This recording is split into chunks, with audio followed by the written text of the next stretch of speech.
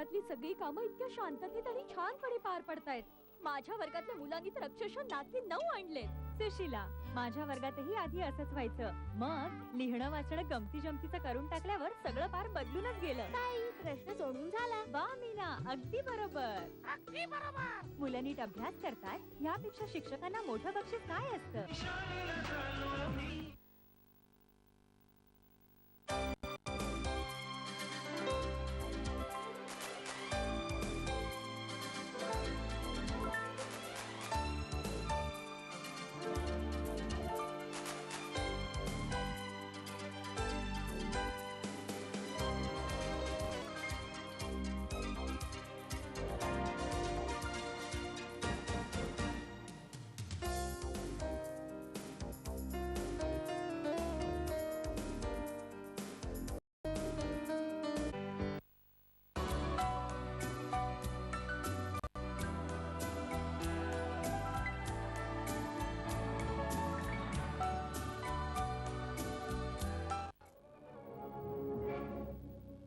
Navneet hello सखी.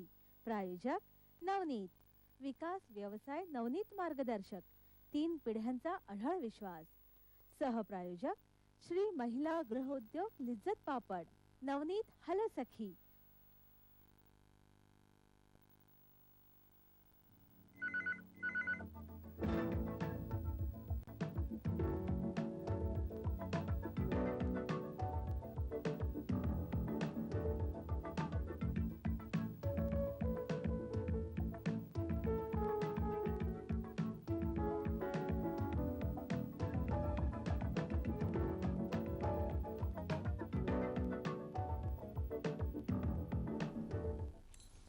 नमस्कार.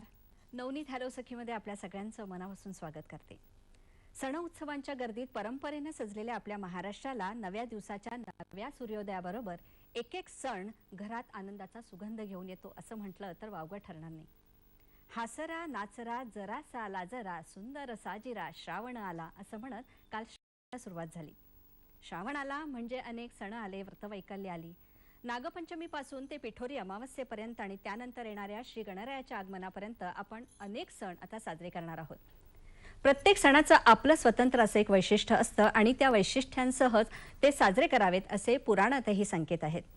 उदाहरणच द्यायचं झालं तर रविवारी येणारी नागपंचमी. नाग आणि साप हे आपल्या शेतकऱ्यांचे मित्र, म्हणजेच आपल्याला अन्न पुरवठा करणाऱ्या सर्व शेतकऱ्यांचे आणि अन्नाचा पुरवठा करणारे म्हणजे आपले संरक्षक किंवा मित्र. आणि म्हणूनच त्यांचं ऋण म्हणून आपण ह्या नागपंचमीला त्यांची पूजा करतो. पण झालं काय, मूळ उद्देश राहिला बाजूला आणि अनिष्ट प्रथा मूळ धरू लागल्या. नागपंचमीच्या निमित्ताने या सापांना नागांना पकडायचं, त्यांची तोंड शिवायची, त्यांना दूध पाजायचं, घरोघरी जाऊन त्यांची पूजा करण्याच्या निमित्ताने पैसे उकळायचे आणि मग त्यांना उपाशी ठेवायचं. यामुळे झालं काय की साप आणि नागांची संख्या कमी झाली आणि एकूणच पर्यावरणाचा ऱ्हास होऊ लागला.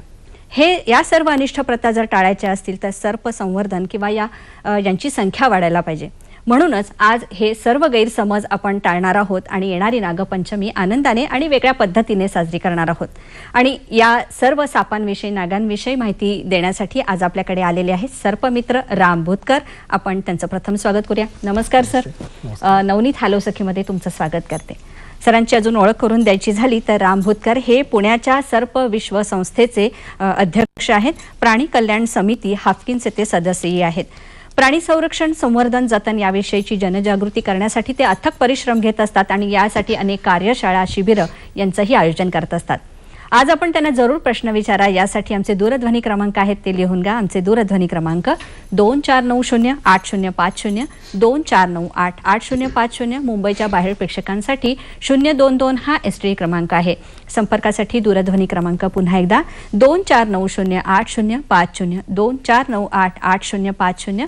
मुंबईच्या बाहेर प्रेक्षकांसाठी 022 हा STD क्रमांक आहे. फांद्यावरी बांधिले ग मुलीनी हिंदोळे, पंचमीचा सण आला डोळे माझे ओले. आता नव्या पिढीबरोबर किंवा काळाच्या ओघामध्ये ते फांद्यावर झुलणारे असे झुले आता पाहायला मिळणार नाहीयेत. पण सर आता रविवारी नागपंचमी आली आणि ती आम्ही साजरी करणार आहोत. नागपंचमी या सणाचा मुळात उद्देश काय असावा बरं? नागपंचमी म्हणजे नागांची आणि सापांची पूजा. भारतीय संस्कृतीमध्ये आपल्याकडे उपकार करणारा कोणीही असेल तरी त्याच्याविषयी कृतज्ञ व्यक्त करण्याची प्रथा आहे, प्रथा आहे. पद्धत आहे. बरोबर. आणि हा त्यातलाच एक भाग आहे. जसं बैल शेतामध्ये राबतात, आपल्याला मदत करतात, तर त्यांच्यासाठी आपण पोळा साजरा करतो. अगदी तसंच नाग आपल्या धनाचं रक्षण करतात, धान्याचं रक्षण करतात. ही एक कृतज्ञता व्यक्त करणं आणि त्याचबरोबर कदाचित हेही असू शकेल की एखाद्या गोष्टीची भीती असेल तर माणूस म्हणजे देव मानत असेल तर कोप होऊ नये म्हणून सुद्धा पूजा करण्याची एक आपल्याकडे पद्धत आहे. तर या दोन्ही मुळे कदाचित आपल्याकडे नागपंचमी सुरू झाली असावी आणि नागपूजा असून इतरही अनेक गोष्टी त्या दिवशी आनंदाने सगळेजण साजरे करतात. बरोबर, त्या निमित्तानं पंचपक्वान्न आली, सण आले हो, की हो. तेही आलं.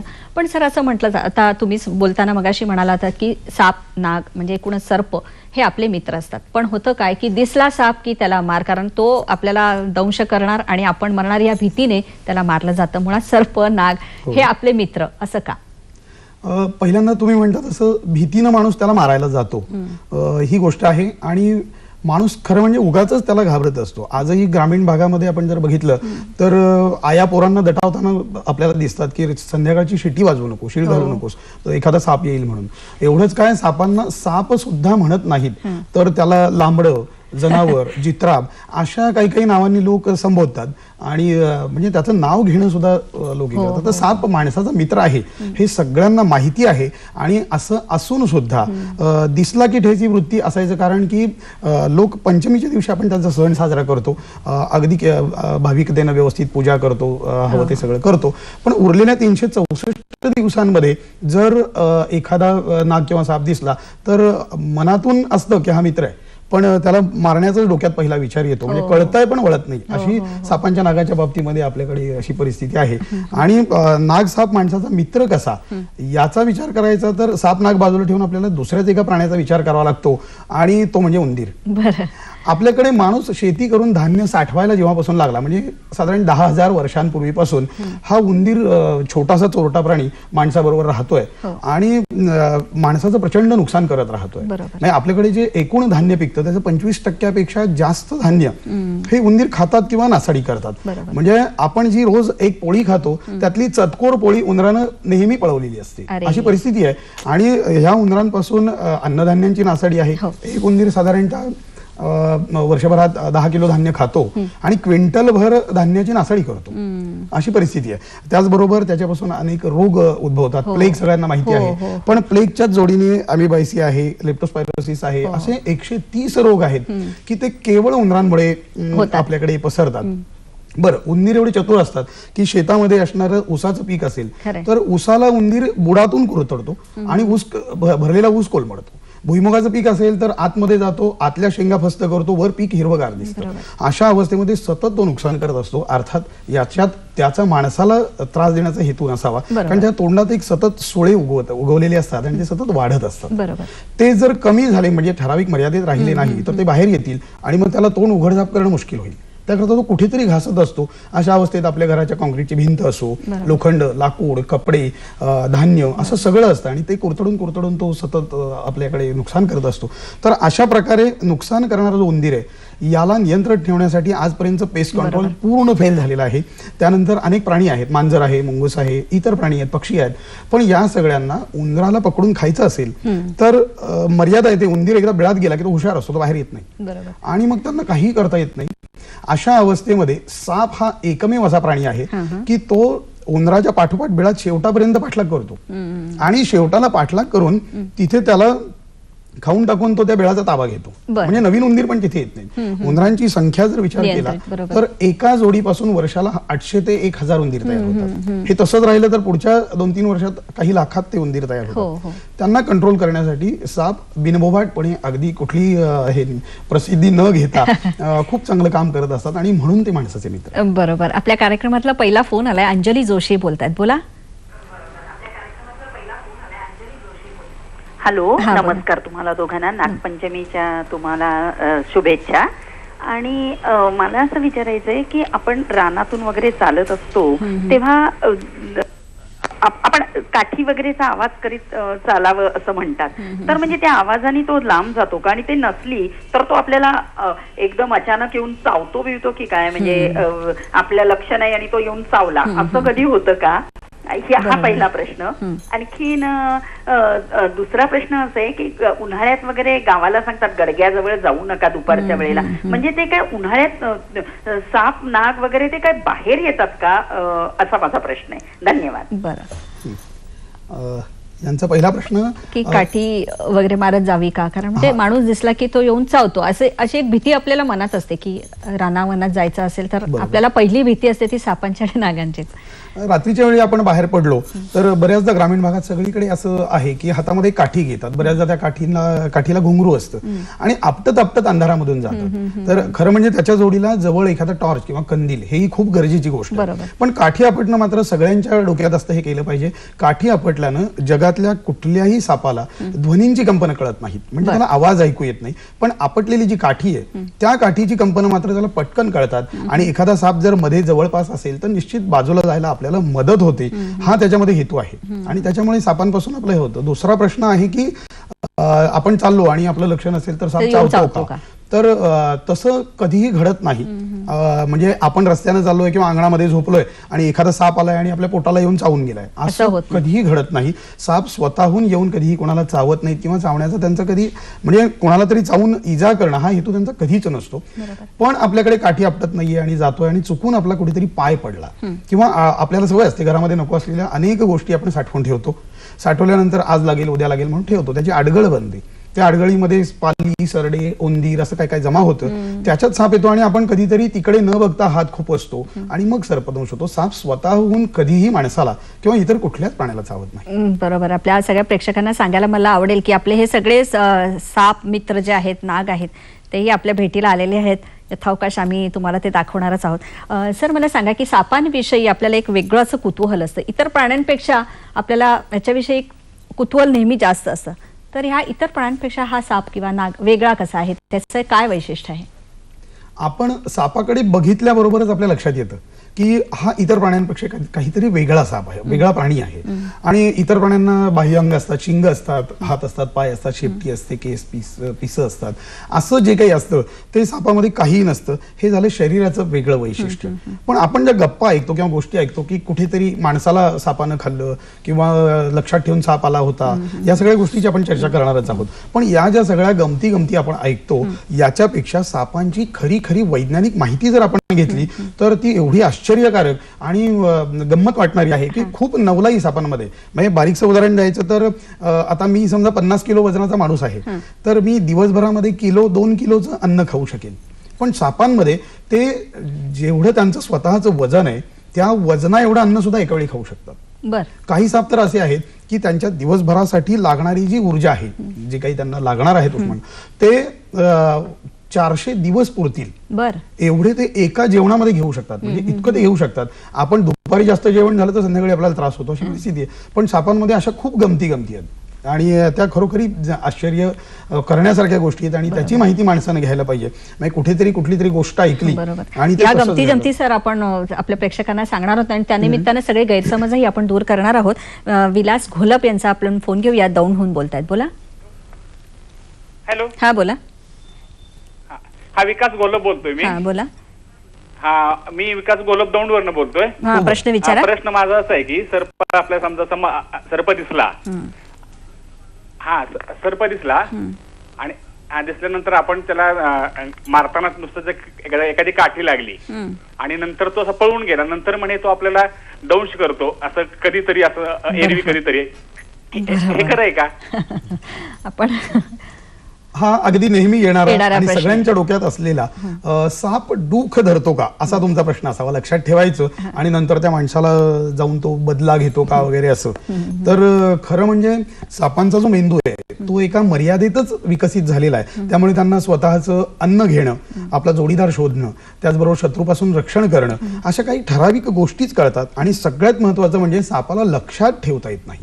आणि असं जर साप लक्षात ठेवत असता तर इतकं सोपं झालं असतं की आज आता हॅलो सखीमध्ये एवढ्या लोकांना साप दाखवायचे, मी 15 दिवस जंगलात फिरलो असतो छान आणि दिसेल त्या सापाला एक टप्पल मारून आलो असतो. सगळे साप माझ्या घरी चावायला बदला घ्यायला आले असते. आणि मग मी आला साप की ठेव डब्यात, आला साप की ठेव डब्यात, असं सगळं सुरू झालं असतं आणि आपल्याला हवे ते साप इथे दाखवत आले असते. म्हणजे खूप सोपं झालं असतं, पण असं घडत नाही. सापांना लक्षात ठेवता येत नाही, त्यामुळे चांगलं वाईट काहीही डोक्यात राहत नाही. सर काय आहे, अनेक चित्रपटांमध्ये अशा पद्धतीच्या कथा आपण बघतो की एक नागिण असते, तिच्या नागाला काही जण मारतात, मग ती दूध धरते, माणसाचं रूप धारण करते आणि त्यांना मारते. अशा पद्धतीचे सगळे गैरसमज आपण टाळणार आहोत. म्हणूनच पुन्हा भेटतोय आपण या कार्यक्रमात. त्याआधी घेतोय आपण छोटीशी विश्रांती.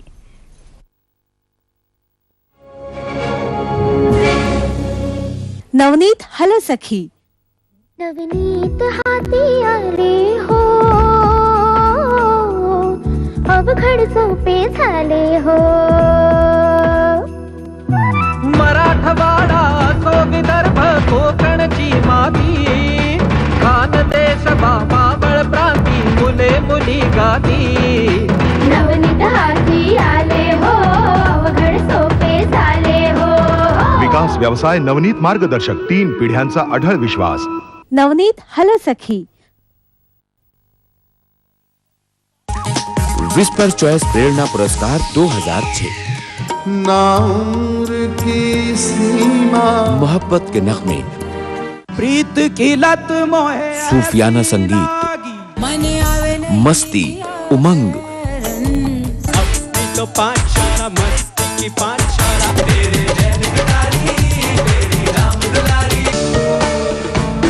फ्यूजन पुरस्कार,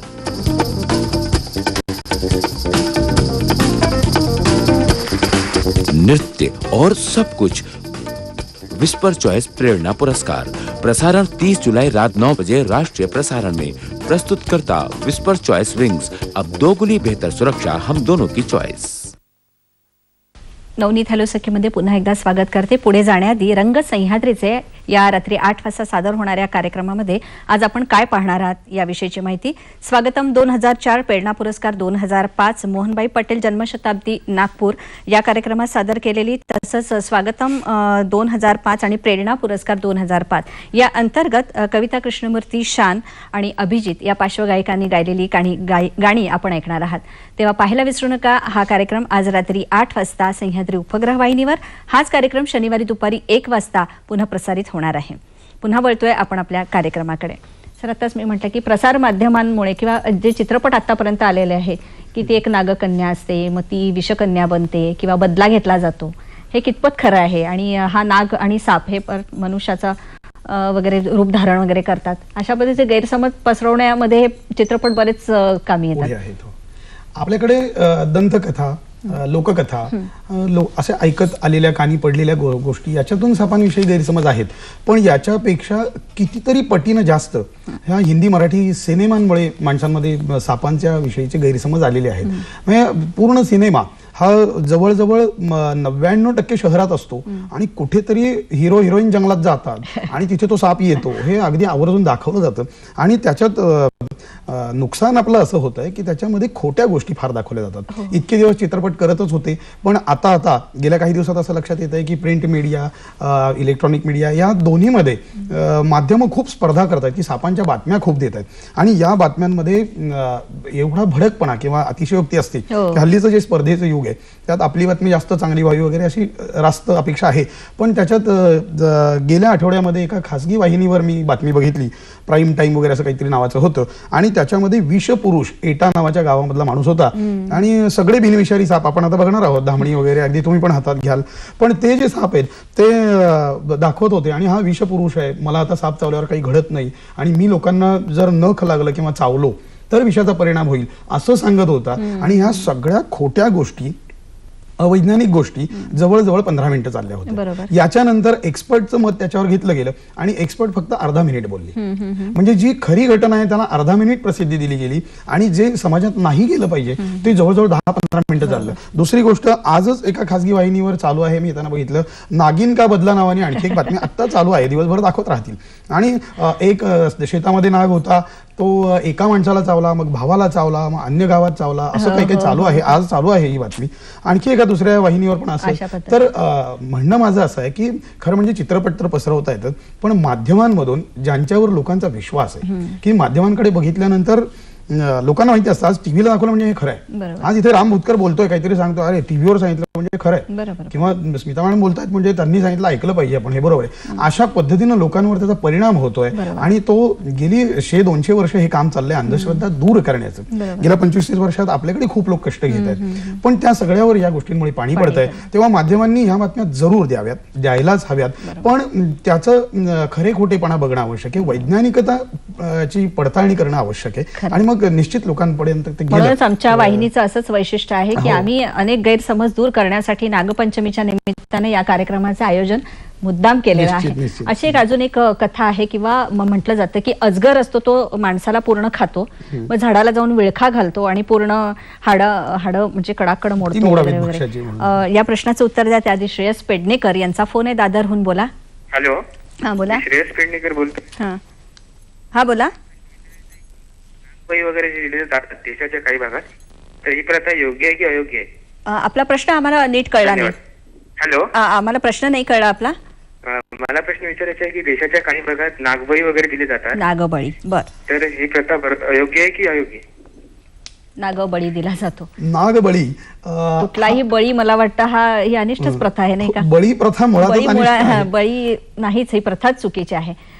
तरी पण आता नागबळी किंवा नारायण नागबळी असं काहीतरी त्याला म्हणतात आणि तो नाशिकला वगैरे जाऊन असं काहीतरी तिथे त्याच्या विधी करावे लागतात, त्याला बराचसा खर्च करतात. आणि गेल्या काही दिवसांपूर्वी आपल्या भारताचा आघाडीचा क्रिकेटपटू तेंडुलकर त्याच्या विषयामध्ये सगळीकडे बातम्या आल्या होत्या की नारायण नागबळीकर त्याचा फॉर्म कमी झालाय आणि ते केलं तर ते होईल. त्यानंतर त्यानं मग तिथे गेल्यानंतर कसा विधी पार पाडला त्याच्याविषयी बरेच दिवस बातम्या चालू होत्या सगळ्या चॅनलवर आणि याच्यावर बघायला मिळत होत्या. त्याच्यानंतर काही त्याचा फॉर्म वगैरे आलेलं काही कळलं नाही पुढे. पण एकूणच कुठलाही बळी हा मला वाटतं अनिष्ट आहे. सर मला असं सांगा की साप सगळेच विषारी असतात का? म्हणजे बिनविषारी साप आणि विषारी साप हे सर्वसामान्य आम्हाला कळतात का? म्हणजे त्याची काही लक्षणं असतात का? आणि आपण मला वाटतं एक आपले मित्र आपल्या कार्यक्रमामध्ये येत आहेत हळूहळू. तर सगळ्यात महत्वाचं म्हणजे भारतामध्ये आपल्या जवळजवळ 250 जातीचे साप आहेत आणि हे जे साप आहेत आता आपण एक एक साप बघूयात. याच्यातले मी 2 हे अगदी बिनविषारी निरुपद्रवी असे साप आहेत. मराठीमध्ये याला सोंगट्या म्हणतात किंवा तस्कर साप असं म्हणतात. आणि दिसायला अतिशय देखणा आणि सुंदर असलेला हा साप बघण्यासाठी जंगलात जावं लागत नाही. हा अगदी माणसाच्या घरामध्ये येतो आणि पुणे शहरासारख्या ठिकाणी 4-5व्या मजल्यावर सुद्धा सापडतो. पण सर हा आता बिनविषारी आहे हे कळण्यासाठी काही बाह्य रूपावर आम्हाला काही कळेल का की हा बिनविषारी? हो नक्की. कसं असतं की सापांना ओळखायचं असेल तर पहिल्यांदा आपण हे लक्षात घ्यायला पाहिजे की आपल्याकडे एकूण संख्या 250च्या आसपास सापांची आहे. त्याचा निश्चित आकडा कुणाला सांगता येत नाही. त्याचं कारण म्हणजे काही जाती नामशेष झाल्या आहेत तर काही जातींचा शोध अजून आपल्याला लागलेला नाही. पण साधारणतः 250 जातीचे साप आहेत आणि त्याच्यातले जे विषारी साप आहेत ते एकूण 70 जातीचे साप विषारी आहेत आणि त्याच्यातून 40 साप पाण्यात राहतात, 29 वर राहतात. हा सगळा हिशोब करत करत करत जर आपण आलो तर माणसाला त्रासदायक ठरणारे किंवा ज्याला डेडली व्हेनमस म्हणावं असे साप फक्त 4 आपल्याकडे आहेत. तेही आपण बघणार आहोत आणि त्या 4 सापांना ओळखण्याच्या खुणा आहेत. तर त्या खुणा आपण त्या सापांच्या बरोबर पण बघणार आहोत. सर मगाशी आता मी म्हटलं की अजगर खरंच माणसाला खातो का? म्हणजे एवढा त्याचं रूप खूप मोठं असतं, म्हणजे आम्ही अनेक वाहिन्यांवर वगैरे पाहिलेलं आहे. तर तो पूर्ण खाऊ शकतो का? म्हणजे एकतर अजगर आपल्याकडे ज्याला इंडियन रॉक पायथन किंवा म्हणजे भारतीय अजगर असं म्हणतात. हा अजगर आकारानं बराच म्हणजे 20-22 फूट लांब होतो आणि इतका मोठा झाला तरी तो सस्तन प्राण्यांची म्हणजे एखादं म्हशीचं रेळकू असेल तर ते लहान असेल तर ते सुद्धा खातो किंवा मोठं झालेलं डुक्कर हे खातो. पण माणसाला अजगरानं खाणं ही गोष्ट घडू शकत नाही. सगळ्यात गमतीची गोष्ट अशी की अजगर मांसाहारी आहे, प्राणी पकडून खातो, पण त्याच्या मेनू कार्डवर माणूस नाही. त्यामुळे माणसाला पकडणं तो शक्य नाही. दुसरी गोष्ट माणसाला त्यानं जर म्हणजे पकडायचं ठरवलं तर आपली जी शोल्डर बोन असतं ते घडी होत नाही. त्यामुळे त्याची जी रुंदी आहे ती अजगराला खूप त्रासदायक ठरते आणि त्याच्या पुढे जोडून तुम्ही म्हणालात की तो भक्ष्य घेतो आणि झाडाला विळखा घालतो. मी शाळेत असताना एक सर्कस वाले आले होते, त्यांनी पण अशा गप्पांच्या ओघात सांगितलं होतं. आमचा एक माणूस पाणी आणायला गेला आणि हातामध्ये त्याच्या बकेट होती, तो दिसेनासा झाला. खूप वेळानं आला नाही म्हणून आम्ही शोधायला गेलो आणि तिथे बकेट पडली होती आणि एक भलं मोठं धूड अजगराचं झोपलेलं होतं आणि ते फुगलं होतं मध्ये. आम्हाला संशय आला, मग आम्ही त्याला कापलं, मारला तो अजगर, कापलं आणि त्याच्यातून आमचा तो माणूस बाहेर काढला. अशी कथा मी त्यावेळी खूप ऐकली. पण सगळ्यात महत्वाची गोष्ट, अजगर बिनविषारी साप आहे, तरी सुद्धा इतर सापांप्रमाणे त्याच्या तोंडामध्ये भरीव आतल्या बाजूला वळलेले दात असतात. याची संख्या जवळपास 128 असते. ते इतर सापांपेक्षा जाडेजोडे दात असतात. आणि जेव्हा तो भक्ष्याला गिळतो तेव्हा प्रत्येक चाव्याला 180 भुकं पडणार आहेत. अशी चाळण झालेल्या अवस्थेत भक्ष्य आतमध्ये गेलं किंवा तो माणूस गेला असं आपण वादाकरता मान्य केलं, गेला आत, तरी सुद्धा त्याला बाहेर काढल्यावर तो जिवंत असणं हे अजिबात शक्य नाही. आणि दुसरी गोष्ट, त्यानं खाणं घेतल्यावर विळखा झाडाला घालतो असं नेहमी आपण ऐकतो. पण अजगरच नाही तर सर्पजातीमध्ये सगळ्या सापांच्या अन्नमार्ग म्हणजे पोटामध्ये त्यांचे जे जाठर रस किंवा जे पचनासाठीचे हे आहेत, हे सगळे एवढ्या ताकदीचे रस आहेत की जेव्हा तो सस्तन प्राणी, पक्षी किंवा इतर प्राण्यांना खातो तेव्हा त्याच्या जाठर रसानं म्हणा किंवा इतर पाचक रसांनी त्या प्राण्याच्या हाडांची हाडं सुद्धा विरघळून जातात. आणि त्या प्राण्याची नखी, केस म्हणजे खुरं किंवा पिस अशाच गोष्टी विष्ठेतून बाहेर येतात. त्यामुळे एवढ्या ताकदीचे जर ऍसिड्स त्याच्याकडे असतील तर त्याला भक्ष्य गिळल्यावर झाडाला विळखा घालायची गरज पडणार नाही. भक्ष्य घेतल्यावर तो एका जागी शांत बसून राहतो आणि मग आतमध्ये यंत्रणा सगळी सुरू होते आणि छान त्याला साधारण 36 ते 40 तासांपर्यंत त्याचं पचन होतं. साप, नाग हे मुळातच मांसाहारी ना? हो, सगळेच साप जिवंत भक्ष्य पकडून त्याची शिकार करतात. नागपंचमीला जे दूध पाजलं जातं हा त्यांच्यावर केलेला एक अन्यायच असतो नाही? हो, नक्कीच. नागपंचमी म्हणजे आपल्या डोक्यात असतं. खरं म्हणजे तुम्ही जर ते गाणं जरी ऐकलं की चल ग सखे वारुळाला, नागोबाला पूजायला, म्हणजे ते ऍक्च्युली वारुळाला पूजायला, नागोबाची पूजा असं ते नाही आहे. पण त्याची देवता मात्र नाग मानलेली आहे. आणि त्याच्यावरती आपल्याकडे अशी प्रथा आहे की आपण शंकराच्या देवळात गेलो तरी अभिषेक शंकराला आपण दुधाचा करतो. अन्य कुठल्याही म्हणजे पंढरीला गेलात, विठोबाच्या तिथे गेलात तरी दह्या दुधाचा अभिषेक, म्हणजे देवाला अभिषेक हा दुधाचा करतात. मग त्याच्यातून ते कुठेतरी आलं की नागाला दूध द्यायला पाहिजे. प्रत्यक्षात नाग हा म्हणजे साप सगळे सरपटणारे प्राणी आहेत. त्यांच्या अंगावर केस उगवत नाहीत, त्यांना घामाच्या ग्रंथी नाहीत आणि त्यांच्या पिलांसाठी त्यांना दुधाची गरज नाही. म्हणजे शरीरामध्ये जे लॅक्टोजनची गरज असते ती निर्मिती होत नाही. म्हणताना ते पचवण्याची, दूध पचवण्याची यंत्रणा कुठल्याही सरपटणाऱ्या प्राण्यामध्ये नसते. आणि त्यामुळे दूध जर दिलं तर त्याच्या पचन यंत्रणेत काहीतरी गडबड होईल आणि त्याला निश्चित त्याचा त्रास होईल. त्यामुळे दूध हे त्याचं अन्न नाही. आपण त्याची भक्तिभावानं जरूर पूजा करावी. जिवंत नागाची नव्हे, हे मला आवर्जून सांगावं असं वाटतं. त्या प्रतिमांची, फोटोंची पूजा आपण केली पाहिजे. त्याकरता नाग आपण ते पुढे बोलणारच आहोत. बरोबर. आपण याच्यानंतर एक विषारी साप पण पाहूया, पण त्याआधी आपण विष्णू गरुड यांचा फोन आहे मालाडहून. बोला. हॅलो. हा, मला प्रश्न विचारायचा आहे. हा, म्हणजे असं की नाग, साप, गांडूळ हे अर्थवॉर्म मधले प्राणी निसर्ग आणि मानवांच्या संरक्षणाचे रक्षक कसे, आणि हाफकिन अशांची हत्या करू नका असा प्रचार करतात का, आणि सापांची खरेदी करून लस तयार करतात तर ते कसे करतात. आणि शेवटचा प्रश्न असा आहे की नाग, आपलं साप, नाग वगैरे आणि गांडूळ, त्याच्यात गांडूळ आणि साप वगैरे हे ओळखायला बाल्यावस्थेत आपल्याला ओळखता येत नाहीत आणि ते काही काही वेळेला मारले जातात साप म्हणून. तर ह्याच्याबद्दल आपण जर डिटेल माहिती दिली तर बरं. बरं. त्यांच्या पहिल्या प्रश्नाचं उत्तर आपण आपल्या कार्यक्रमात दिलंय की ते आपले संरक्षक कसे, हे याचं तर उत्तर आपण दिलेलं आहे. साप पकडून त्यांच्यापासून जी लस तयार केली जाते त्याविषयी सांगा. म्हणजे मला वाटतं हाफकिनचंच नाव त्यांनी आता घेतलेलं आहे की साप पकडून विकत घेऊन म्हटले ते. अर्थात हाफकिन साप विकत घेत नाही, तर त्या माणसानं जंगलातून किंवा एखाद्याच्या घरातून आणलेला विषारी साप जो आहे तो साप त्यानं जाणं येणं त्याचं भागावं म्हणून प्रवास खर्चापुरते ते पैसे देतात. साप विकत घेण्याचा आणि विकण्याचा आपल्या देशात कोणालाही अधिकार नाही.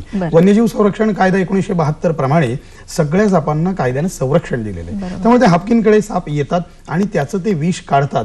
विष काढण्याची जी काही यंत्रणा आहे त्याच्यामध्ये अनेक गोष्टी ठरलेल्या असतात. त्याच हाफकिनच्या प्राणी कल्याण समितीचा मी सदस्य आहे, त्यामुळे मला पूर्ण तिथली माहिती आहे की जेव्हा हे साप आणतात तेव्हा ठराविक काळा, म्हणजे आपल्या तोंडामध्ये जशी लाळ आहे तशीच सापांचं विष ही त्यांची लाळ आहे आणि ती सतत निर्माण होत असते आणि त्यामुळे एका ठराविक काळानंतर विष काढतात. आणि दुसरी महत्वाची गोष्ट, आज आपल्या देशामध्ये कितीतरी लोक साप चावल्यानंतर अँटीस्नेक व्हेनिन इंजेक्शन मिळालं नाही म्हणून मृत्यूला सामोरे जातात. अशा अवस्थेत त्या इंजेक्शनचा खूप तुटवडा आहे. देशामध्ये काही ठराविक कंपन्याच ती इंजेक्शन बनवतात आणि त्यामुळे हाफकिनचं काम हे खूप आवश्यक आणि जीवरक्षक औषध बनवण्याचं आहे. त्याच्यामध्ये सापांवर कुठलाही प्रकारचा अन्याय होत नाही. पूर्ण लक्ष दिलं जातं. अनेक कंपन्यांमध्ये तर मी असं बघितलंय की मी स्वतः पाहिलेली गोष्ट आहे की सापांना तर त्रास होऊ देतच नाहीत, पण याच्या पुढचे जे अँटीबॉडीज बनवण्यासाठी घोडे किंवा खेचर वापरतात, बरोबर, त्या खेचरांना ते टोचतात आणि त्याच्यातून त्याचा रक्ताचा द्रव भाग घेतात. हे सगळं करत असताना ती जी यंत्रणा असते त्या घोड्याला एका बाजूनी रक्त जात असतं, स्थिर ठेवलं जातं, द्रवभाग काढून घेतात आणि घट्ट भाग राहतो. त्याची त्याला गरज असते पेशींची. दुसऱ्या बाजूनं एका नलिकेतून पेशी त्याच्या शरीरात परत टोचल्या जातात. या अवस्थेमध्ये घोड्याला काहीही कळत नसतं, तो मजेत पुढे चणे खात असतो. अशी म्हणजे इतक्या चांगल्या पद्धतीनं, म्हणजे याच्यामध्ये सापांवर आणि इतर प्राण्यांवर कुठेही अन्याय होत नाही, पण माणसाच्या जीव रक्षणासाठी ही औषधं अतिशय गरजेची. बरोबर. आता तुम्ही म्हणालात की लस मिळत नाही किंवा इंजेक्शन मिळत नाही म्हणून माणसाचा मृत्यू होतो. साधारण साप किंवा नाव चावल्यानंतर, विषारी चावल्यानंतर मृत्यू किती वेळात होतो आणि हे विष आहे ते किती प्रमाणात चढतं याविषयी आपण बोलणार आहोत, पण त्याआधी घेतोय आपण छोटासा ब्रेक.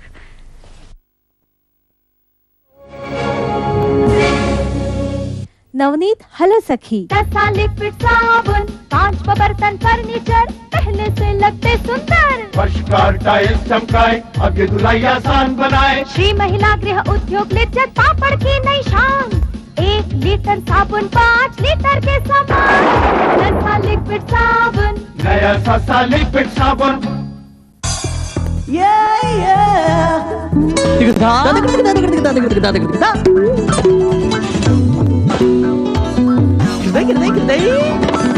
राम बंधु मिर्च पाउडर, स्वाद ऐसा पटाखे जैसा. नवनीत हलो सखी.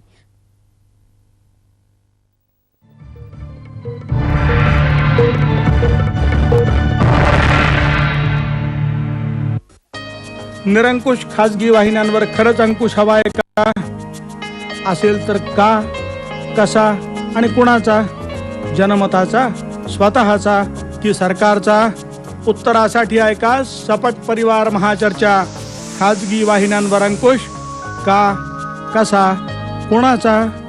थेट प्रक्षेपण शुक्रवार दिनांक 28 जुलै संध्याकाळी 5:05 फक्त सह्याद्री प्रादेशिक वाहिनीवर. सपट परिवार महाचर्चा, प्रायोजक परिवार फॅमिली ब्लेंड. नवनीत हॅलो सखीमध्ये पुन्हा एकदा स्वागत करते. पुढे जाण्याआधी शुक्रवारच्या हॅलो सखीचा विषय जाणून घेऊया. शुक्रवार 28 जुलै हॅलो सखीचा विषय आहे अंधश्रद्धा वैज्ञानिक दृष्टिकोन. सहभागी होतील डॉक्टर नरेंद्र दाभोळकर, अध्यक्ष अंधश्रद्धा निवारण समिती, तसंच चंद्रसेन टिळेकर, कार्यकर्ता फुले सावरकर मंच, संचालन करतील शुभांगी गोडबोले. शुक्रवार 28 जुलै हॅलो सखीचा विषय आहे अंधश्रद्धा वैज्ञानिक दृष्टिकोन. किंग कोब्रा असं आपण बऱ्याच चित्रपटांमध्ये पाहिलेलं आहे किंवा याविषयीच्या अनेक कथा आहेत. आता आपण आपल्या प्रेक्षकांसाठी किंग कोब्रा विषारी साप आहे, या कोब्रा थोडंसं मला घाबरायला झालंय, पण आहे हो, तो कदाचित फटकन पुढे उडी मारणार आहे, पण तो तुमच्याकडे नाही मारणार, तो खाली माझ्याकडे उडी मारेल. हलणाऱ्या गोष्टीकडे सापांचं लक्ष असतं, याचा आपल्याला अंदाज येईल. पुंगीला नाग डोलतो हेही आपल्याला आता दिसतंय. ही पुंगी आहे समजा माझ्या उजव्या हातामध्ये, आणि तो हा किंग कोब्रा नाही, हा इंडियन कॉमन कोब्रा, मराठीमध्ये याला गव्हाळ्या किंवा नाग असं म्हणतो. त्याचा फुतकार असा ऐकू येतोय, म्हणजे तो आपण फुतकार त्याचा आता ऐकवणारच. तो मूड मध्ये असेल तर तसा वाजवेल, म्हणजे आवाज करील. आता त्याच्या मागच्या बाजूला फणेवर आकडा दिसतोय, याला आपण मोडी लिपीतला 10चा आकडा म्हणतो, आणि तो सगळ्याच नागांवर असतो. या आकड्याचा त्याला असा उपयोग होतो, जंगलामध्ये शत्रू जेव्हा केव्हा नागावर हल्ला करतो तेव्हा तो त्याच्या पाठीमागून हल्ला करायला बघतो. ते त्याचे मागचे जे गोळे आहेत, हे गोळे आपल्याला शत्रूला असं वाटतं हे त्याचे डोळे आहेत. शत्रू पाठीमागे जातो आणि तो नेमका आयताच खऱ्या डोळ्यांच्या पुढे येतो आणि नाग त्याचा समाचार घेतो. आता मी हे थोडंसं कापड हलवलं की फटकन फणा खाली तो आपटेल आणि नंतर जो आवाज होईल त्याला आपण नागाचा फुतकार असं म्हणतो. तर आपण आता हा फुतकार ऐकूयात. हे पहा, तो आता खूप जोरात खाली फणा आपटेल. ही फणा आपटत असताना त्याला अंदाज घ्यायचा असतो. अशा वेळी नाग थेट चावत नाही, तो अंदाज घेतो की समोर शत्रू किती आपल्या आवाक्यात आहे, आणि जेव्हा केव्हा आवाक्यात असेल तेव्हा मात्र त्याच्या तोंडात एकदा सापडलं की मग त्याला हवं तसं. हा पूर्ण विषारी का? हा, आता त्याच्या डोळ्याच्या मागच्या बाजूला आपल्याला 2 गोल फुगल्यासारखे फुगे दिसत आहेत. ही त्याची विषाच्या ग्रंथी आहेत आणि पूर्ण विष त्याच्यामध्ये भरलेलं आहे. विषारी दात घ्या इकडे पाठीमागे, आपण बाजूला ठेवून देऊयात, कारण तो आता खाली जाण्याच्या तयारीत आहे. त्याला आता कॅमेरा पुढे बस झाला असं घ्या इकडे वैभव, घ्या खालून स्टिक लावायची. ठीक आहे, बरं. असा हा किंग कोब्रा. हा, तर आपण हा नाग बघितलाय. आणखी काही साप आपण विषारी सापांचे सुळे बघणार आहोत. धामण याविषयी एक बरंच कुतूहल असतं. हो. ही विषारी असते का बिनविषारी असते? आणि त्याच्या आधी आपण फोन घेतोय. माधवी जोशी बोलताय ठाण्याहून. बोला बोला माधवीताई. नमस्कार. नमस्कार. आता किंगकोबराचं दर्शन झालं. मला पण खूप नुसतं लांबून बघून भीती वाटत होती. तर तिथे असणाऱ्या तुमची काय अवस्था असेल कल्पना करत नाही. माझा प्रश्न असा आहे की नाणेटी हा प्रकार मी आमच्या वरसई गावामध्ये बघितला, पण ती खूप कमी लांबीची होती. तर आणि मोठ्या लांबीची पण मी नाणेटे बघितले. याच्यात दोन प्रकार काय आहेत, म्हणजे बिनविचारी आहे का विचारी आहे, ते जरा सांगा. बरोबर. नाणेटी हा जो साप आहे याच्यामध्ये होतं काय की आपल्याकडे हरणटोळ नावाचा जो साप आहे त्यालाही काही लोक नाणेटी म्हणतात. आणि बब स्ट्राइप किलबॅक नावाचा एक साप आहे, त्याचं नाव नाणेटी आहे आणि तो आकारानं लहान असतो. तर तो जो आपल्याला जर एखादं छायाचित्र बघायला मिळालं तर कात काढणारा नाणेटी साप आहे, तो आपण बघूयात. तर याला नाणेटी साप असं म्हणतात. आणि याच्या बाबतीत कोकणात अशी म्हण आहे, एक नाणेटी मारली की 7 माराव्या लागतात. त्याचं कारण असं की हा साप दिसला की बहुधा त्या सीझन मध्ये आणखी अशा प्रकारचे साप आपल्याला बघायला मिळतात आणि त्याच्यातून ही म्हण तयार झाली असावी. आणि आता आपण हिरवा साप एक बघणार आहोत, त्यालाही नाणेटी म्हणतात. म्हणजे त्यांचा जो प्रश्न आहे की लांब असते ती कदाचित हिरवी पाहिली असावी त्यांनी, त्यालाही नाणेटीच म्हणतात. आणि मराठीमध्ये ही जर आपल्या गडबड आहे, प्रत्येक गावामध्ये वेगळ्या वेगळ्या सापाचं. आपले सहकारी मला वाटतं ते आणून देतात आपल्याला ती हिरवी नाणेटी जी म्हणते ना. त्यांनी जो नाणेटी सांगितलेला आहे तोही साप आपण बघूया ना. झाडावर राहणारा हा साप आहे. याचं पोट पोपटी रंगाचं असतं, पाठ हिरव्या रंगाची असते आणि असा हा दिसायला अतिशय देखणा आणि सुंदर साप आहे. की हा विषारी आहे का? नाही, हा झाडावर राहणारे सगळेच साप जवळजवळ सेमी व्हेनमस असतात, म्हणजे अर्धविषारी. यांच्यामध्ये विषाची ग्रंथी तयार असते, विषाचे दात असतात, पण दोन्हीला जोडणारी नलिका किंवा खाचण असावी ती नसते. आणि त्याच्यामुळे हा जर साप नीट बघितला तर लक्षात येईल की याच्या डोळे जे आहेत त्या डोळ्याच्या बाजूला थोडीशी खाचण दिसते.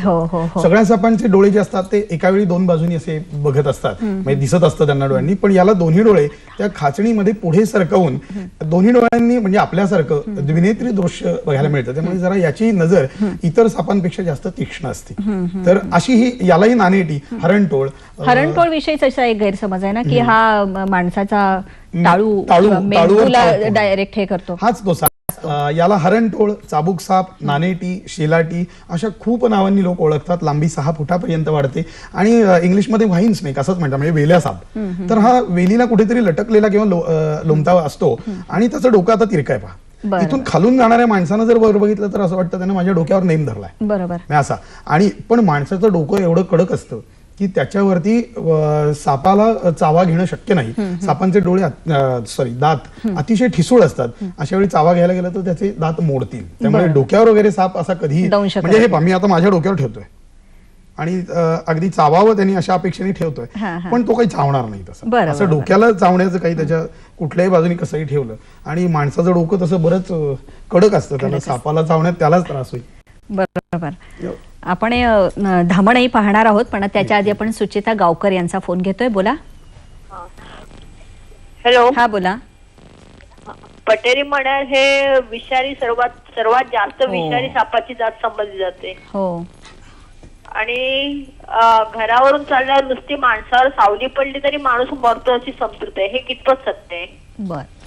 घरावरून त्याची सावली जरी पडली, म्हणजे माणसावर त्याची सावली पडली तरी मरतो माणूस, असं. मण्यार मुळात आधी विषारी आहे. मण्यार साप हा निश्चितच 100% विषारी साप आहे.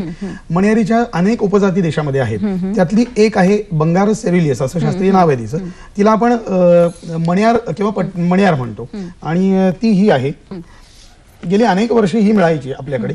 त्याच्यानंतर पाठीमागे एक आपण बघणार आहोत. तर ही जी मण्यार आपण बघतोय ही कॉमन क्रेट, म्हणजे बंगारस सेरिलियस असं हिचं नाव आहे. हिचा रंग निळसर काळा आणि पाठीवर जर बघितलं तर आपण तर अगदी मध्यावर मोठे मोठे षटकोनी खवले दिसत आहेत. म्हणजे विषारी साप हा ओळखण्याची महत्वाची खूण आहे ही.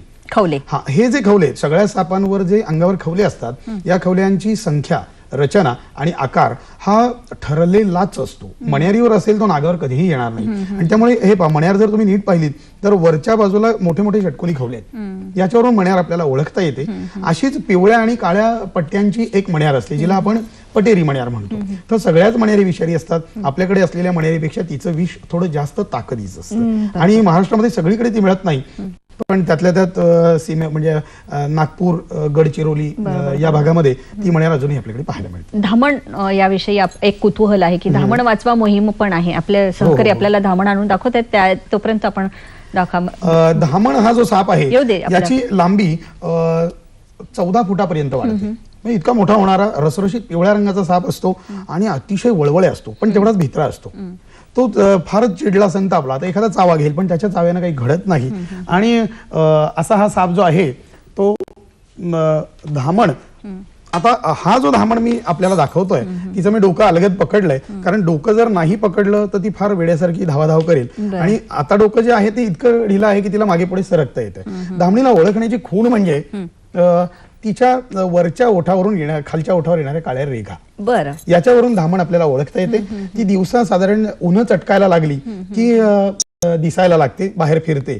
आणि धामणीला ही ओळखायची खूण आणि माणसाचा खूप जवळचा मित्र हा साप आहे. बरं बरं. निळ्या चकाकणाऱ्या रंगाची ती जीव आत बाहेर करते. पोटही पिवळ्या. जवळचा मित्र म्हणजे काय? त्याचं कारण असं, इतर सापांपेक्षा एक तर दिवसा बाहेर पडणार आहे, माणसांच्या जवळ असतो आणि इतर सापांपेक्षा जरा जास्त खादाड असते. तिला उंदीर इतरांपेक्षा खायला जास्त लागतात, म्हणताना ती जास्त उंदीर खाते. आणि साहजिकच म्हणजे एक धामण जर मारली तर ती आठवड्यात साधारण 3-4 उंदीर खात असते. अशा अवस्थेत एक धामण जर आपण मारली तर वर्षाचा जर पुरा हिशेब केला तर जवळपास 70,000 उंदरांना आपण जीवदान दिलेलं असतं. म्हणजे ह्या धामणीचं इतकं महत्व आहे. आणि ही त्या मानानं अगदी पिलू आहे, छोटी धामण आहे. आपल्याला प्रेक्षकांना दाखवायला सोपं जावं म्हणून लहान आणलेली आहे, पण आपल्या दंडा एवढ्या जाडीच्या धामणी असतात आणि त्याही सगळ्या दिसायला खरोखरी सुंदर असतात. धामणीमध्ये आणखी एक गोष्ट म्हणजे तिथला आपल्या शेपटानं झाडाच्या फांदीला किंवा शत्रूच्या शरीराला विळखा घालता येतो. एखाद्या उंदराला ती शेपटीनं विळखा घालते आणि ओढून जवळ आणते आणि मग खाण्याचा तिचा. बरोबर. या धामणीविषयीच असा एक गैरसमज मी ऐकला, म्हणजे की हिची आणि म्हैस यांची जर नजरानजर झाली तर म्हस आंधळी होते म्हणे. धामणीविषयी खूप गैरसमज आपल्याकडे आहेत.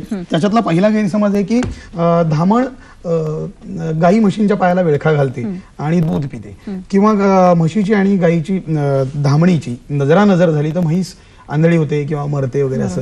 पण होतं काय की मी आताच म्हटल्याप्रमाणे धामण दिवसा बाहेर पडणारा साप आहे आणि तो ज्यावेळी गुरं चरत असतात त्याच वेळी तो पण बाहेर आलेला असतो. आणि साहजिकच मग गुरं चरताना म्हणजे गाई म्हशी चरताना त्यांना तो दिसतो आणि दिसला की त्या घाबरतात. म्हणजे एखादा उंदीर असेल तर त्या उंदराला सांगावं लागत नाही हे मांजर आहे, याला घाबरायचंय. ते त्याला नैसर्गिक उपजत ज्ञान असतं. तसंच सगळ्या प्राण्यांना असतं. धामण दिसली तर ते घाबरतात, बुजतात, जरा लांब जातात, पण त्याच्यामुळे दूध देणं बंद करतात, आंधळ्या होतात असं काही नाही. तर आम्ही 1982ला डॉक्टर विवेक परांजपे त्यांची फ्रेंड्स ऑफ एनिमल सोसायटी होती, तर आम्ही संपूर्ण महाराष्ट्रभर धामण वाचवा मोहीम या नावाची एक मोहीमच राबवली. याच्यामध्ये आम्ही गाडीमध्ये धामणी भरून घेऊन जायचो, लोकांना त्या दाखवायचो आणि लोकांना सांगायचो की आमच्याकडे साप आहे, तुमच्याकडे धामणी म्हशी आहेत, आम्ही धामण तुमच्या म्हशीच्या गळ्यात घालतो. जर म्हशीला काही झालं तर त्याच्या दुप्पट रकमेची किंमत आम्ही तुम्हाला देणार, आणि जर काही नाही झालं तर मग मात्र इथून पुढे तुम्ही धामण मारू नका, इतकंच करा. आणि अशा प्रकारे लोक ओळखायला लागले. पुढे खरं वाटणार नाही पण महाराष्ट्रामध्ये शेतकऱ्यांचे आम्हाला फोन आले, पत्र आली, आमच्या शेतात धामणी सोडा. आणि मग लोकांच्या घरात आलेले धामण साप आम्ही गोळा केले आणि लोकांच्या शेतामध्ये सोडले. खूप चांगला त्याचा परिणाम झाला. बरोबर. शिल्पा पांडे बोलतात नाशिकहून. बोला बोला शिल्पा. हॅलो. हा बोला. हॅलो, माझं नाव शिल्पा पांडे, मी नाशिकवरून बोलते. आता मला विचारायचं होतं की साप आणि नाग याच्यामधला फरक काय, आणि आता सापांबद्दलचे गैरसमज, त्यांच्याबद्दल जनजागृती निर्माण करण्यासाठी, गैरसमज दूर करण्यासाठी तर तुम्ही काय प्रयत्न करता. आणि हॅलो बोला बोला. तुम्ही काय प्रयत्न करता. आणि हे उन्हाळ्याच्या सुट्टीत जर हे छोटे छोटे शिबिर जर घेतले लहान मुलांसाठी तर त्यांच्या मनातली भीती नाहीशी होईल आणि त्यांना. हॅलो. हा, आपण प्रश्न विचारा, आम्ही ऐकतोय. ठीक आहे. बरोबर. असे गैरसमज टाळण्यासाठीच अशा कार्यक्रमांचं आयोजन आमची वाहिनी करत असते. मगाशीच मी म्हटलं आणखी काय काय करतो आणखी काय काय करते आपली सर्प विश्व संस्था काय करते? आता सर्प विश्व संस्था ही एक NGO आहे, पुण्यामध्ये गेली अनेक वर्ष काम करते आहे. आणि मी फक्त माझ्याच संस्थेचं नाव नाही घ्यायचो. अनेक संस्था अशा आहेत की त्या सापांना वाचवण्यासाठी गेली अनेक वर्षे झगडत आहेत, कष्ट घेत आहेत. तर आमची सर्प विश्व संस्था ही पुणे शहरात आहे. तरी सुद्धा शहर आणि जिल्ह्यामध्ये एकूण 30 मदत केंद्र आहेत. ती कायमस्वरूपी आहेत. माणसाच्या घरात, अंगणामध्ये कुठेही साप दिसला तर ते आम्हाला कळवतात. 10 मिनिटाच्या आत आमचा व्हॉलंटियर तिथे पोहोचतो आणि असा साप आम्ही घेऊन वन खात्याला कळवतो आणि नियमानुसार पुन्हा त्याला जंगलामध्ये सोडतो. हे एक काम झालं. याच्या जोडीनं आमचे फिल्म शो असतात, स्लाइड शो असतात, नंतर स्नेक शो असतात, लहान लहान कार्यशाळा असतात 8-8 तासांच्या. याच्यामध्ये आम्ही सापांना ओळखावं कसं, नंतर ते जर घरातच शिरले आणि कोणी मदतीला नसेल तर त्याला व्यवस्थित सुरक्षितपणे कसं बंद करावं आणि मोकळा कसा सोडावा या गोष्टीची माहिती देत असतो. साधारण 8-1 तासाचे हे वर्कशॉप असतं. याच्या जोडीनं अनेक गोष्टी चालूच असतात. तर माझ्या जोडीनं पुण्यामध्ये आणि महाराष्ट्रामध्ये अनेक संस्था आहेत. हे झालं सर्प विश्वचं. याच्या जोडीनं पुण्यात सृष्टी संवर्धन संस्था आहे, त्याच्यानंतर भारतीय सर्पविज्ञान संस्था आहे, प्रोटेक्शन फॉर रेप्टाईल्स मुंबईमध्ये संस्था आहे, त्यानंतर आपले डॉक्टर रवी आचार्य आहेत वडगावमध्ये. अशा अनेक, जेजुरीमध्ये सदानंद फाउंडेशन म्हणून आहे. ह्या अनेक संस्था याच्यामध्ये काम करत आहेत. या सगळ्यांचा उद्देश एकच आहे, सापांना वाचवायचं आणि सर्पदंशांपासून माणसांना वाचवायचं. बरोबर. पण या संस्था वेगळ्या वेगळ्या जागी काम करत असल्यामुळे त्यांचं प्रत्येकाच्या कामात थोडी भिन्नता येते, पण उद्देश एक आहे. आता हे भारतीय सर्पविज्ञान जे आहे ते पुण्यातले 2 झू चालवतात, सर्पोद्यानं. ती एक आता अभ्यास केंद्र झाली आहेत. लोकांना हवं त्यांना जाऊन तिथे अभ्यास करता येतो. त्याच्यानंतर आमची सर्पविश्व आहे ती शहरात आहे. वाढतं नागरीकरण आहे शहरामध्ये, ती समस्या आहे. त्यामुळे सापांच्या खऱ्या घरांवर आता माणसांची घरं झाली आहेत. त्यामुळे आताच्या माणसांच्या घरात खरी घरं असलेले साप फिरतायत आणि तिथे जागृतीची गरज असल्यामुळे आम्ही तिथे काम करतोय. ग्रामीण भागामध्ये काही संस्था आहेत, तिथे लोकांनी झाडपाल्याचं औषध करू नये, कसं वैद्यकीय उपचार घ्यावेत याच्या गरज, या सगळ्यांचे काम अनेक संस्था करण्याचे मार्ग जरी वेगळे आणि भिन्नता असली तरी उद्देश सगळ्यांचा एक आहे. आणि त्याप्रमाणे महाराष्ट्रात सगळ्या संस्था एकत्रित जरी नसल्या तर स्वतंत्रपणे एकाच उद्देशाने काम पण उद्देश सर्प वाचवा आणि त्याचं संवर्धन करा. आणि अशा प्रकारे म्हणजे त्यांचा जो प्रश्न आहे की काय करतात, अशा प्रकारे खूप लोक काम करतात आणि आम्हीही करतो. बरोबर. प्रवीण राठोड यांचा फोन आहे गोंदियाहून. बोला. प्रवीण राठोड बोलतोय. हा बोला. नवेगाव बांध गोंदियावरून. बोला. तर आमची अशी समस्या आहे की साप आमच्याकडे 10-12 वेळा आमच्या घरात आलेला आहे. तर अचानक तो रात्रीच येतो, जो दांड्याकार आहे मन्यार, तो रात्री सहसा 11-12 वाजताच्या दरम्यान आमच्या घरात एंट्री करतो. तर 10-12 वेळा अशी घटना घडलेली आहे. तर तुरंत आपण उपाय म्हणून काय करायला पाहिजे चावल्यावर? बरं बरं. अंधारातच तो सहसा असा राहतो आणि भिंतीवर त्याला मी उभं चढताना बघितलंय स्वतः डोळ्यांनी. तर असा हळुवारपणे तो असा नागमोळी वळण घेत असा भिंतीवर 10 फूट आमची कंपाऊंड वाल आहे. बरोबर. तर त्या 10 फूटच्या कंपाऊंडच्या वालवर सुद्धा ते असा हळुवार असा नागमोळी वळण घेऊन तो मागून कंपाऊंड वरून खाली पडतो घरामध्ये.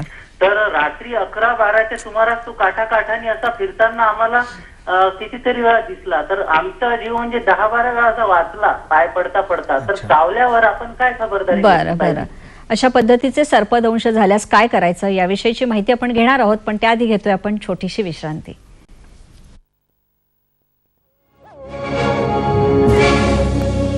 नवनीत हल सखी. नवनीत हाती आले हो, अवघड सोपे झाले हो.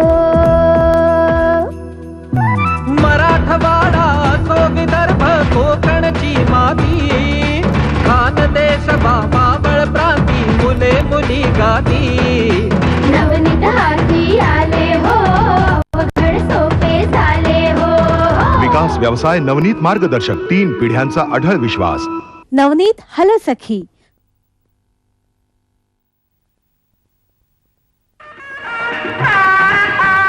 सुंबरान गाव चला, सुंबरान गाव रे. एकदा एका पुरुषाशी लग्न केल्यावर पुन्हा हवा तो निर्णय स्त्रीला घेता येतो.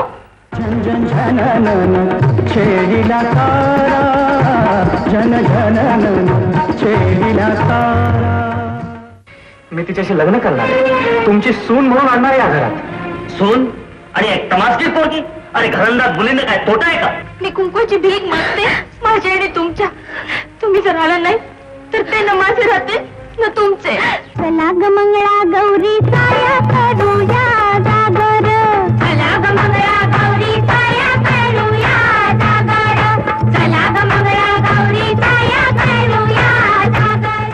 प्रस्तुत करता लक्स टॉयलेट सोप, नवीन लक्स उठण्यासह उत्सवाचं तेज दररोज.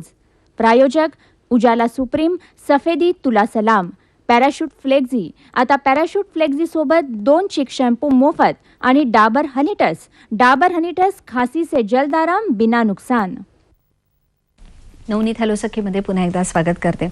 बऱ्याच वेळेला तुम्ही आमच्या कार्यक्रमात सहभागी होण्यासाठी दूरध्वनी करत असता, पण किती प्रयत्न करूनही ते आमच्या कार्यक्रमात येऊ शकत नाही. यासाठीच राम भूतकर यांना या कार्यक्रमानंतर जर तुम्हाला दूरध्वनी करून काही प्रश्न विचारायचे असतील तर त्यांचे दूरध्वनी क्रमांक आम्ही देत आहोत, ते टिपून घ्या. त्यांचे दूरध्वनी क्रमांक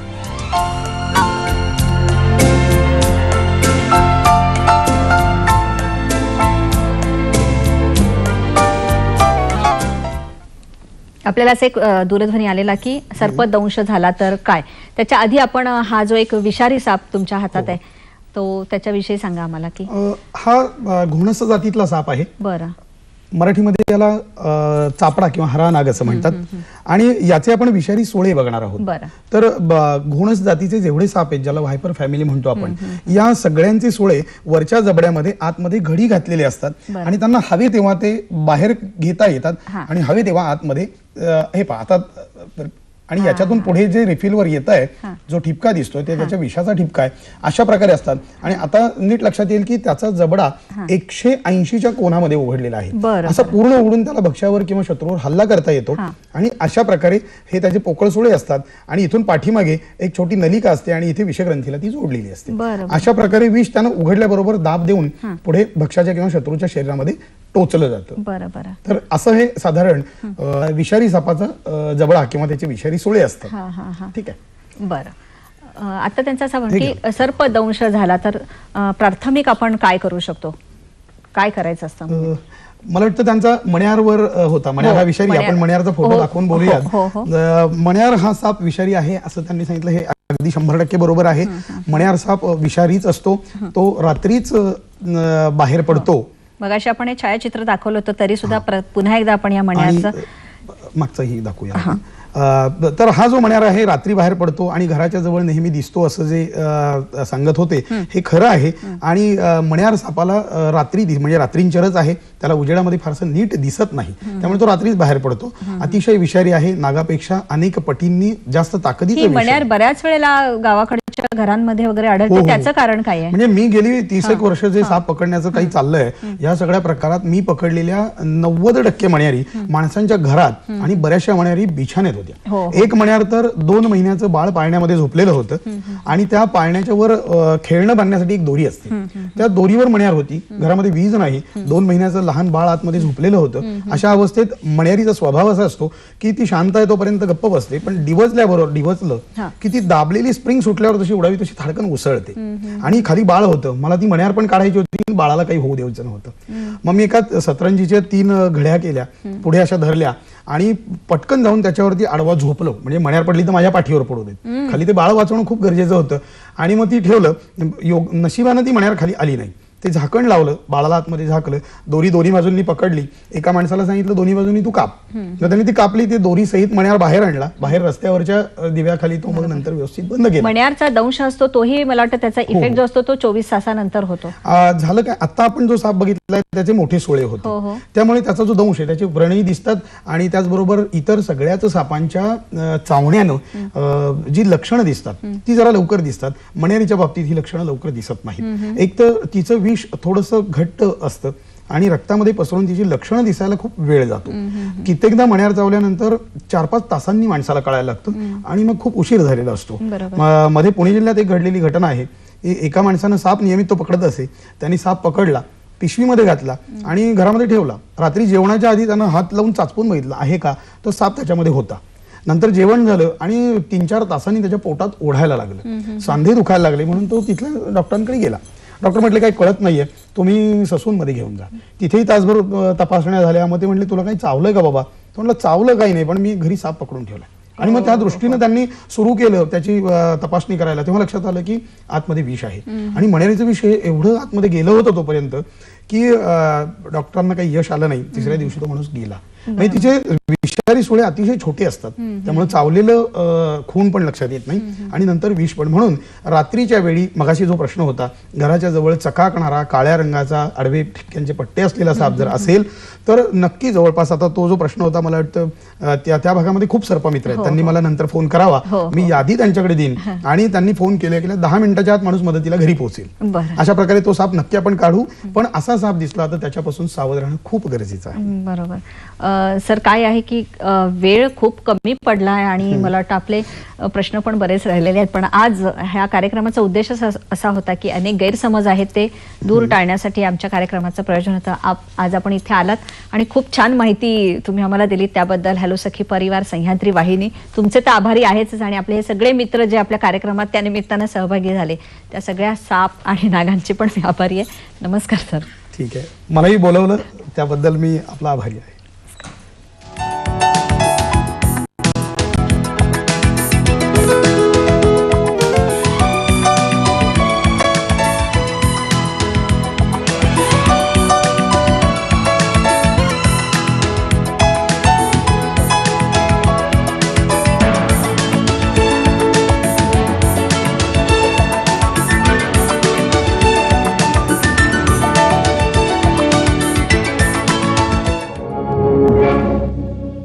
नवनीत हॅलो सखी. प्रायोजक नवनीत, विकास व्यवसाय नवनीत मार्गदर्शक, 3 पिढ्यांचा अढळ विश्वास.